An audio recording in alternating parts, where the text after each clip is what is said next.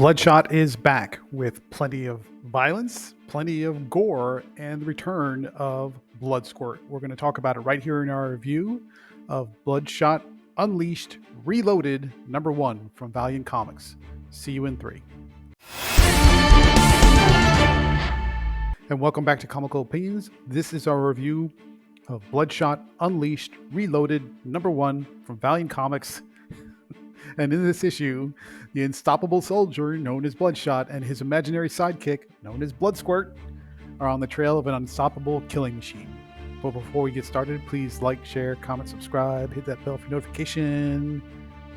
Your attention is greatly appreciated, and make sure you stay tuned to the end for the score. Let's talk about the credits. Bloodshot Unleashed Reloaded #1 is written by Dennis Camp and Mauro Mantella. The art is done by Al Barrionuevo, who we usually know as a cover artist, but he's doing the internal pages, so we're all for it. Color is by, this is a tough one, Ezequiel Fernandez Roel, I think that's right, and the main cover A, is drawn by Augustine Alessio. Hopefully that's okay. Let's recap where we are with Valiant and Alien and all the stuff that's related to not the book itself, but everything around the book and the possibility of it getting made. Valiant Comics, or Valiant Entertainment, is the owner of Exo Man of War, Bloodshot, Harbinger, Faith, all the titles that you've known for a very long time. They ran into some trouble last year. There's no way to sugarcoat that, but they definitely ran into some trouble. So they went on a little bit of a hiatus. Their last shot at making things right was the Exo Man of War Unconquered series, which stopped sort of right in the middle before they decided to take a break. Now, I don't know all the ins and outs and the inner workings of what happened with the contract, but what happened in the interim is that Valiant set up some kind of publishing agreement with a company called Alien Books.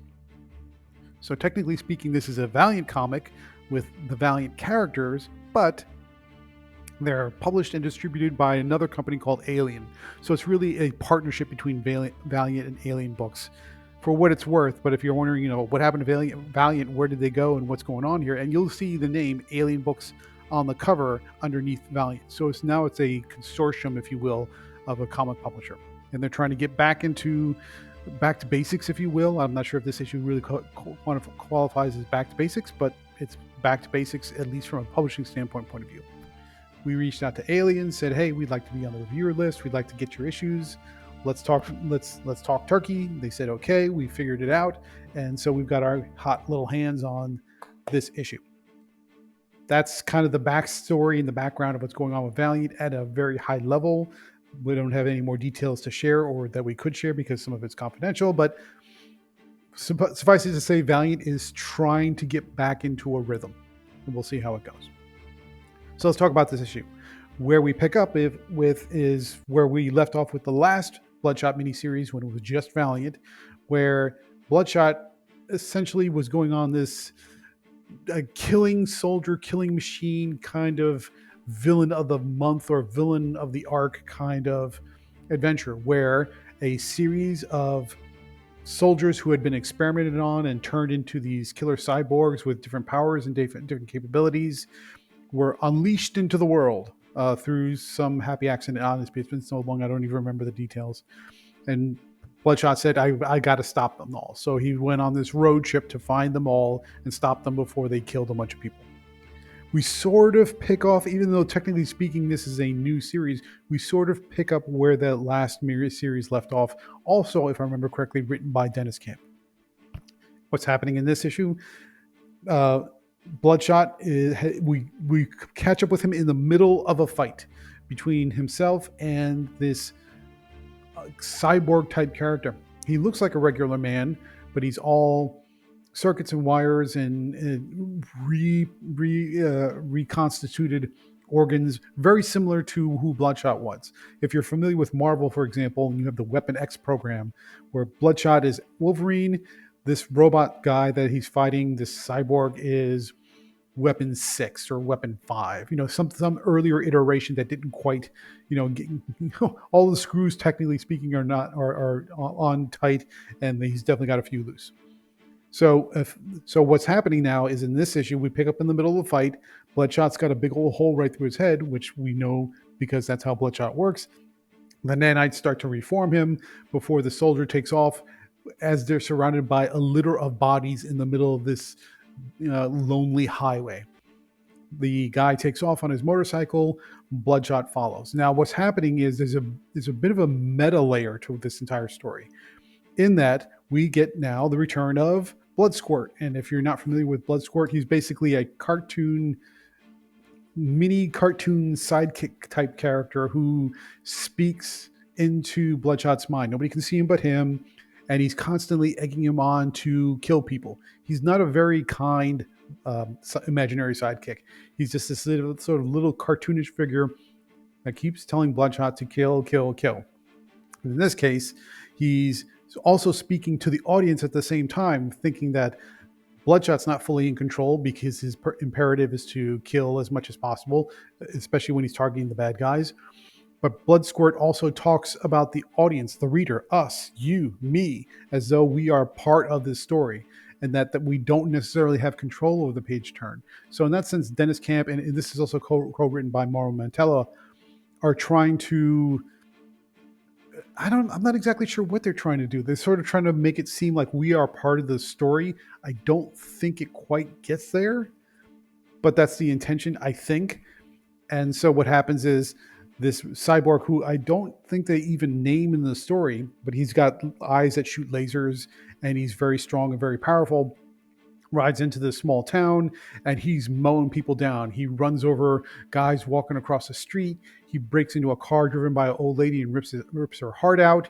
He uses his laser vision to incinerate bystanders at will. It's very, very gratuitous violence, lots and lots of collateral damage.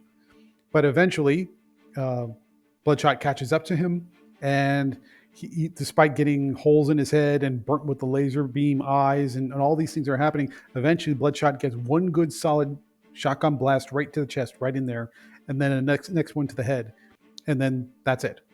And so really there's no plot necessarily. There's no beginning, middle, end. It's you pick up in the middle of a fight, the fight continues, and then the fight ends. And then presumably you're on to the next one. But this sort of gives you an introduction to the idea of Bloodsquirt, and also lets you know that this is definitely a mature rated book, because there are organs flying, there's decapitations, there's people getting ripped in half, there's blood flying all over the place. This is not soft pedaling into Bloodshot. It takes the blood in Bloodshot very seriously. But that's the issue. If you're looking for plot structure and world building and character development and progression, no, you don't. This is not it. Dennis Camp and Mauro Mantella just said, no, we're just going to show you why Bloodshot is the best at what he does, and what the best he does is not very nice, by just shooting and killing and maiming and destroying, either by the bad guy or Bloodshot or everybody in between, and everybody around them is just painting the walls red with their guts, and that's the end of it. Okay. You can't fault them for not not going hard in the paint with the mature rating. They're definitely not holding back on this one. Whether or not it actually qualifies as a story or gets you involved in where Bloodshot is going and what he's doing and who he is, there's none of that. This is not a jumping on point. This is for people who understand Bloodshot and just want gratuitous violence, and that's what you get. So, what did we think about Bloodshot Unleashed Reloaded #1? Yes, it's a long and kind of a sing-songy title, and we'll go with it.